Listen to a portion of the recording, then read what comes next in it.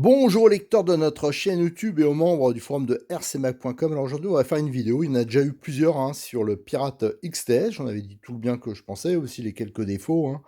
Et le Pirate XTS, j'en ai récupéré un qui roule depuis plus d'un an et demi, je crois, même 18 mois.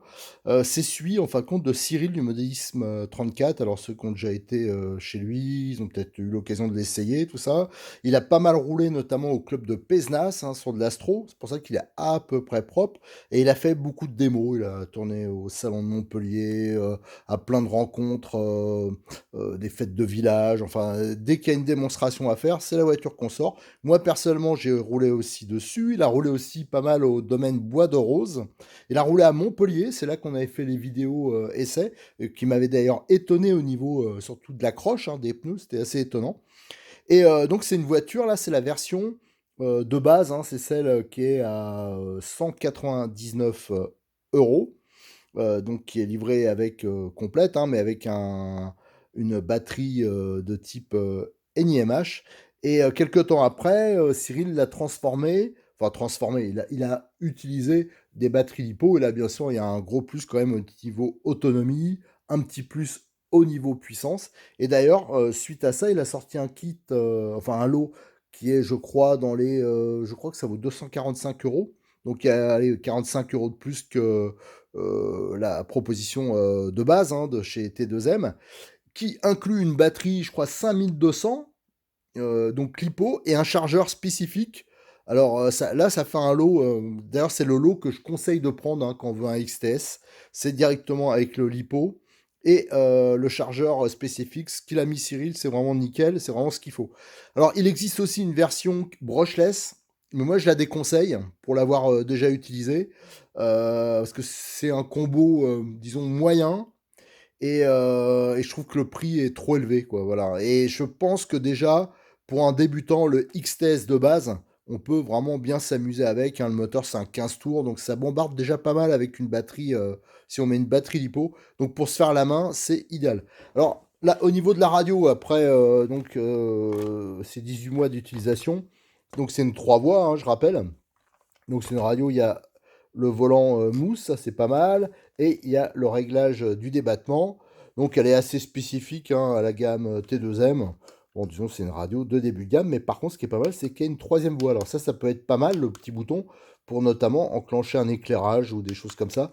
Donc ça c'est à noter. À savoir qu'on n'a jamais eu le moindre problème radio avec, donc ça c'est déjà une bonne chose. La voiture en elle-même, alors les pneus, je disais, c'est l'avantage des... C'est pour ça que souvent ceux qui veulent débuter en tout-terrain, qui ont un budget de 200, 250 euros, 300 euros maxi en comptant une batterie de plus, des choses comme ça, moi je conseille souvent les Monster Truck parce que ça passe un peu partout, c'est solide, et souvent, et surtout, il y a pas on se prend pas la tête avec les pneus, quoi. Un TT type 8ème, tout ça, faut faire attention à l'accroche, tout. Ça passe vraiment partout. Et le fait qu'il soit assez mou, de gros diamètre, ça participe beaucoup à l'amortissement. Alors les pneus, pourtant on a beaucoup roulé sur du goudron, ils ont absolument pas souffert. C'est aussi l'avantage de ces pneus, c'est qu'on peut rouler n'importe où, ils vont pas se massacrer. Il y a même le prix qui est encore dessus, vous voyez, ça montre bien que c'est sa voiture d'expo. Alors elle a pris quelques chocs, parce que on lui a fait faire pas mal de choses, et il y a beaucoup de sauts sur les circuits, notamment quand on avait roulé à Montpellier, ou alors quand il roule à Pézenas. Donc il a pris beaucoup de gamelles, tout ça. Donc... Mais la carrosserie a globalement bien résisté depuis le temps. Le seul endroit où il a commencé à avoir des déformations, c'est à ce niveau-là, et encore ça va. Et ça, c'est simple à résoudre en fin de compte. Là, je vais retirer la carrosserie. Voilà, ça se défonce en fin de compte. Et là, il suffit, je le ferai, on va mettre une plaque qu'on va coller ici, qui sera un peu plus large, en Lexand par exemple, et qui va permettre d'avoir un appui beaucoup plus important. Donc ça n'aura pas tendance à se marquer ici, voilà, en cas de grosse gamelle. Autrement, la voiture, moi je dirais, elle est presque neuve. Il y a des petits jeux, mais bon, qui sont vraiment qui sont vraiment légers. Alors je vais vérifier si c'est des problèmes de serrage, mais c'est normal avec des grosses roues comme ça. Il y a beaucoup de contraintes, mais franchement c'est vraiment pas mal. On peut voir que les amortisseurs, ils ont pas du tout fui. Alors par contre, ils sont un peu raides, je trouve. Alors ça, sûrement qu'on regardera au niveau de l'hydraulique, hein. Le moteur, ben, il est toujours bon pour l'emploi. Je crois qu'on avait. Alors, je me rappelle pas si c'est d'origine ou si c'est lui qui l'a rajouté. Le radiateur en alu, là. Alors, ça, il faudra quand même vérifier. Le cerveau, bon, ben, ça mériterait un cerveau un peu plus péchu, surtout si on met du balèze. Alors, peut-être que, comme, voilà, le principe, là, c'est qu'on va faire un petit bilan. Mais surtout, il m'a demandé, fais-moi un bolide avec. Il veut un truc qui arrache un peu pour les démos. Donc on va essayer de monter du brushless, mais on va essayer de monter quelque chose d'un peu balèze, on va voir. Et donc le cerveau, je pense qu'on le changera. On mettra peut-être les cerveaux de sa gamme, là comme ils sont pas très chers, un S20 peut-être ou un S25, un truc qui arrache un peu avec un petit palonnier alu. Mais on peut voir que toutes les commandes, c'est des pas inversés, hein. C'est la même chose pour la direction. On peut régler le pincement, hein, à l'arrière. Donc il y a des pas inversés, donc ça c'est pas mal. Au niveau des noix, moi j'ai regardé, c'est absolument pas marqué, hein, si je zoome, voilà.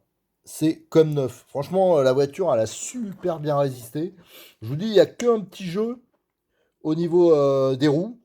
Voilà, autrement, le reste, c'est vraiment. Alors, à savoir qu'il a jamais rien cassé. Et heureusement, parce que c'est. Voilà, le gros truc, moi, personnellement, j'aime bien le XTS. D'ailleurs, c'est une conception qui est similaire. On voit que ça sort de la même usine, hein, que les Absima 1/8e. On voit que c'est la même conception de cellule, par exemple. Moi, ce que j'aime bien sur cette voiture, c'est que c'est un char d'assaut. C'est sûrement une des voitures des débuts les plus solides. Alors pour les petits budgets, ceux qui veulent pas trop se prendre la tête, c'est vraiment une voiture très très très solide. Donc c'est pour ça que je me dis, ça va peut-être supporter beaucoup plus puissant. Pour ça qu'on va essayer de faire, on va essayer d'augmenter ça. Par contre, le gros défaut qu'il y avait, c'est que le distributeur, donc c'était 2M, les pièces détachées, heureusement que ça casse pas, parce qu'il y a des moments, il n'y a rien, quoi. Et Cyril, il a mis assez longtemps à commencer à pouvoir stocker des pièces, à proposer des pièces. Et là, il en a reçu récemment, notamment des cellules, les bavettes, tout ça. Donc ça reste à des prix, d'ailleurs, qui sont assez raisonnables, hein. Les grosses cellules énormes, là, ça vaut un peu moins de 10 euros. Les bavettes, ça vaut dans les 6 euros. La couronne aussi, 6 euros. Voilà, donc il commence à rentrer les pièces au fur et à mesure, mais à savoir qu'il en a jamais vendu. La seule pièce qu'il m'a dit qu'on lui a demandé, il l'avait pas. C'était les triangles inférieurs. Alors, je sais pas si ça peut casser ou un truc comme ça, mais en tout cas, pour l'instant, c'est pas disponible. Voilà, donc globalement, le bilan, il est quand même hyper positif avec cette voiture, parce que des voitures à 200 euros où il n'y a pas de problème, il n'y en a pas tant que ça. Alors au niveau du châssis, ce qui était bien, c'est que c'est un châssis alu. Alors là, on reconnaît bien, hein, voilà, ce qu'on avait aussi sur les Absima, hein. La cellule qui rentre, là, il y a l'empreinte. Donc ça permet quand même de bien... l'ancrage, il est quand même balèze, il y a beaucoup de vis. Alors là, il y a un peu d'usure à ce niveau-là. Alors ça, on n'y peut pas grand-chose. Alors on pourrait éventuellement mettre un sabot comme le FTX, là, non, le STX que j'ai présenté dernièrement, là, qui est un petit monster un peu de ce genre-là, mais un poil plus petit, qui est moins cher aussi.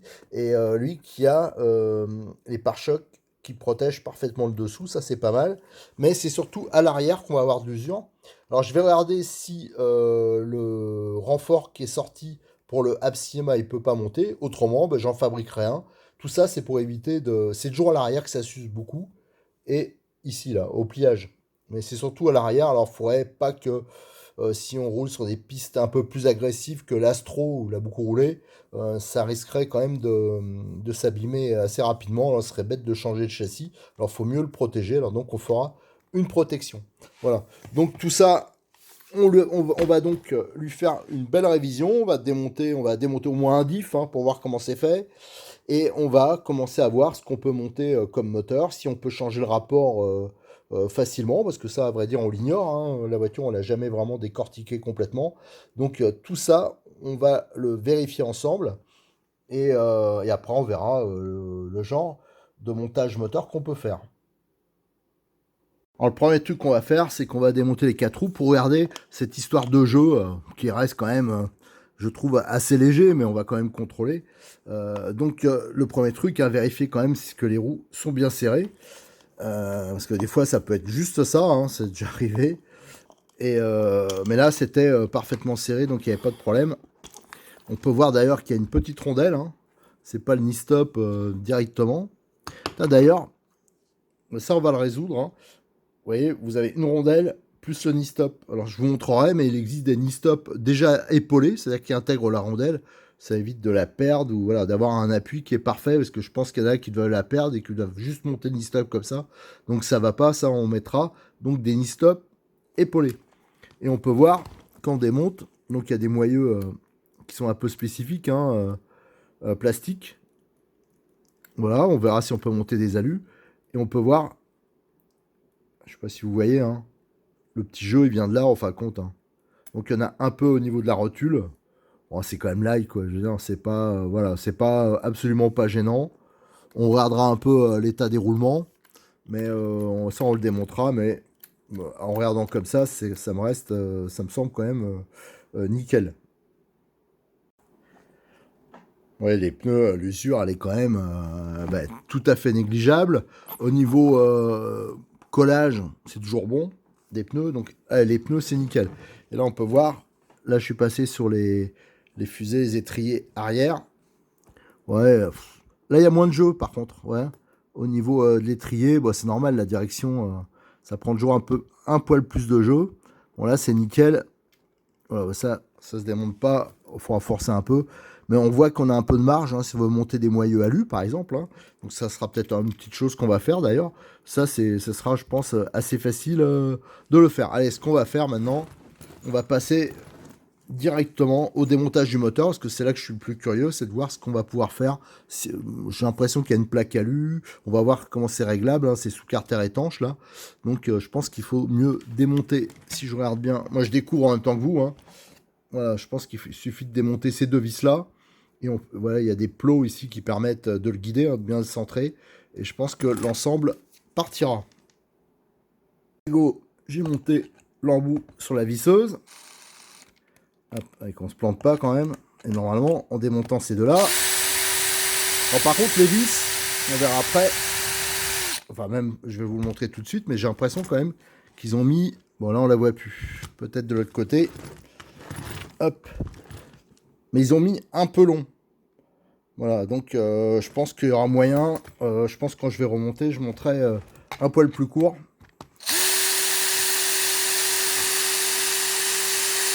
Voilà. Tac. Et le bloc, on peut voir, donc c'est assez rapide. Hein. Donc là, ça permet de voir le cardan. Le cardan, je vois même pas d'usure, quoi. Là, il y a un micro plat ici. Voilà. Et encore, franchement, l'usure. Vous voyez la transmission centrale, vous démontez deux vis et ça se démonte. Voilà. Ici, vous avez les petits pions qui permettent le centrage, hein, donc ça c'est pratique hein, pour la mise en place dans le châssis. Et il n'y a que deux vis. Donc ça, il faudra quand même faire attention hein, de ne pas les foirer. Bon, il y a pas mal de matière, on peut voir, donc ça devrait aller. Hop, hop, hop, ils ne veulent pas faire la mise au point, le bolide. Hop, attendez. Problème technique, voilà, ça c'est bon. Donc on peut voir qu'il y a de la matière. Et éventuellement, s'il y avait un problème, bon, on peut traverser, comme la vis est longue, et mettre le côté un e-stop par exemple. Là, donc on a les noix, hein. Donc ça, elles sont jamais desserrées. Alors ça c'est rare parce que sur les montages RTR surtout, des fois on voit qu'il y a un petit peu de jeu de translation, mais ça c'est pas un problème. C'est normal, faut mieux qu'il y en ait que pas du tout. Donc ça s'est jamais démonté, donc ça c'est plutôt pas mal, c'est que le montage était bien fait d'origine. Par contre, alors je regarde pour démonter le carter. Et pour démonter le carter, il va falloir déjà que je retire. Ouais, il va falloir donc retirer les 1, 2, 3, au moins 4 vis qui sont ici. Donc il va falloir démonter le radiateur. Alors j'ai démonté le radiateur. D'ailleurs, on voit qu'on arrache une partie d'emballage hein, du moteur, enfin la décoration, hein, où il est marqué d'ailleurs que c'est un 15 tours. Alors à la limite, on pourrait l'enlever pour qu'il y ait un meilleur contact, hein, parce que c'est sûr que ça c'est un papier un peu, ça isole du radiateur, donc ça améliore pas les performances au niveau refroidissement. Donc ça, c'est important, à la limite, on peut le retirer, ça. Et on peut voir, hein, il y a une petite turbine hein, qui permet d'améliorer le refroidissement. Et ça s'entretient. Je pense que ça n'a jamais été fait d'ailleurs. Mais ça, il faut mettre de temps en temps une petite goutte d'huile hein, sur les paliers, à l'avant et à l'arrière. Donc ça, c'est assez important de le faire régulièrement. Bon, là, on n'a pas été bons élèves. C'est vrai que la voiture, elle a été beaucoup utilisée. C'est vrai que comme c'était une voiture sans problème, ben, en fin de compte, il l'a pas juste un petit coup de soufflet de temps en temps, mais il n'y a pas eu à faire de gros entretiens. Alors le radiateur, j'ai bien regardé. Celui-là, c'est vraiment celui qui est d'origine. Alors, parce que j'avais un doute, parce que sur la boîte, tout ça, il n'y a pas de radiateur. Alors, je suis allé voir les vidéos que j'avais fait pour présenter la voiture. Hein, donc, vous pouvez les retrouver sur notre chaîne YouTube. Hein, j'avais fait le déballage de la boîte, on avait fait les premiers essais, tout ça. Et dessus, j'ai regardé, il y a bien le radiateur. Mais autrement, il y a plein d'autres radiateurs qu'on peut monter. Hein. Ça, c'est des radiateurs que j'ai pris chez Cyril, hein, de Modis 34. Voilà, il y a tous les choix. Et on peut aussi monter radiateur avec le petit ventilateur de refroidissement si jamais on a des problèmes de chauffe. De toute façon, avec le moteur brushless, on montera un radiateur qui est spécifique. Alors là, pour le démontage, je pense que... Allez, on va démonter les vis. Tac. Il faudra juste voir s'il ne faut pas démonter aussi... Il faudra sûrement démonter les noix. Alors, il n'y a pas de différentiel central hein, sur cette voiture. Bon, c'est pas hyper nécessaire. C'est sûr qu'après, avec des moteurs beaucoup plus puissants, ça aurait été pas mal. Mais franchement, la voiture, elle tient super bien la route. Alors, ce qui est bien... D'ailleurs, j'utilise depuis peu les embouts à Cyril, que vend Cyril. Et vous voyez, il rentre bien sans jeu dans les têtes de vis. Alors déjà, ça montre que les embouts sont de bonne qualité, mais aussi que les têtes de vis, là, la visserie d'origine, est tout à fait correcte. Et là, voilà, donc ça montre bien, il va falloir démonter. Alors, je vais voir si... Je sais pas si c'est une bonne idée. Voilà, c'est pas une bonne idée. De toute façon, je l'avais réglé ici très bas. Bon, comme je suis bête, je vais insister. Bêtement. Attendez. Hop, hop, hop. Hop, si ça s'est démonté, mais enfin, c'est un très mauvais exemple que j'ai fait là. Parce que de toute façon, c'est parce que j'avais pas la clé. Mais il faut mieux le faire avec un outil à main. Alors, bizarrement, j'ai pas l'impression qu'il y a tant de freins filets que ça. Mais ça a jamais bougé. Voilà. Bon, bah, ce qui est bien, c'est que... Hop, je vais faire le gros plan. Souvent, je change... Voilà, là, on le voit mieux. Souvent, je change les vis sans tête parce qu'elles ont un embout qui est pas assez plat. Voilà, donc là, par contre, c'est nickel. Donc ça, c'est un bon point. Ce qui explique peut-être pourquoi ça s'est pas trop vite démonté. Et là, par contre, je vais avoir du mal à le démonter comme ça. Donc là, il va falloir que j'aille chercher les outils pour réussir à démonter la noix. Pour tenter de la démonter, donc d'un côté, j'ai mis un tournevis plat sur une des noix. Voilà, c'est venu. Hein. J'avais juste mis avec le tournevis, l'autre tournevis, j'ai mis dedans pour un peu tourner comme ça. Bah si, il y avait quand même du frein filet. On le voit bien ici. Vous voyez. Donc le frein filet. Alors tout ça, va falloir bien sûr bien le démonter avant de refaire le remontage. On va enlever tout le frein filet partout, bien dégraisser. Et après, on pourra le remonter dans les règles de l'art, comme on dit. Allez, on arrive au carter. Alors le carter, il y a le roulement hein, qu'il faudra bien nettoyer. Alors je le mettrai dans du diluant et on le rehuilera. Hein. On va le vérifier aussi parce que lui, il a la lourde tâche de bien guider la couronne. Alors on vérifiera l'état de la couronne qui semble plutôt pas mal.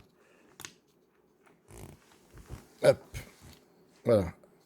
Il n'y a pas la mise au point. C'est vrai que je regardais plus la pièce que la caméra. Et là, on peut voir c'est une couronne de 55 dents. Et là, on peut voir que elle est en très bon état, donc ça, c'est pas un problème. Donc, elle est guidée par un roulement de chaque côté. On peut voir qu'il y a une goupille qui l'entraîne. Donc, pour la changer, il faudra démonter la noix qui est de ce côté hein, pour sortir l'ensemble. Et là, on peut voir, alors ça, c'est plutôt un bon point. J'avais peur que ce soit un pignon, comme on voit souvent au laiton sur les dixièmes. Non, c'est un gros pignon métallique. Et le module, il me semble que c'est du 0,8. Bon, ça, on va le vérifier. Et là, on voit qu'on a... Voilà, c'est ça qui m'intéressait aussi, c'est qu'on a une plage de réglage, là, pour régler l'entredent. Donc, c'est là qu'on peut monter des pignons plus gros. Bon, donc il faudra voir exactement ce qu'on va faire en changeant le moteur. Et si on a de la marge pour mettre éventuellement un peu plus petit s'il y avait besoin. Bon, tout ça, déjà, on va le calculer à l'avance, mais on voit qu'il y a quand même une bonne marge. Et surtout, il y a la plaque est en aluminium, donc ça permet quand même d'assurer un minimum de refroidissement. Allez, ce qu'on va faire maintenant, c'est on va démonter parce que le roulement, on va falloir en assurer l'entretien, hein. Pourquoi ça fait pas la mise au point? Sabotage. Voilà. Donc on va dévisser la vis ici. Ah, là, il est un peu mou là, le truc. Je ne devrais pas faire les petits tournages de nuit, hein. C'est pas bon. Donc ça, on va le desserrer et là, on pourra démonter la couronne. Donc là, j'ai démonté la noix. Alors déjà, la noix, vous regardez, ça a la taille à peu près d'une noix de 8e, hein. Ça ressemble pas mal d'ailleurs à ce qu'on retrouve sur le Kyosho Neo, par exemple. Et hop, là, on peut retirer. Donc on retrouve le roulement, on voit qu'il est assez sale, hein. Le même roulement que sur l'autre demi-carter. Et là, on retrouve l'arbre avec des gros méplats, assez balèzes, ça c'est bien. Et la couronne, hein, qui est maintenue par un clips et qui est entraînée par la goupille.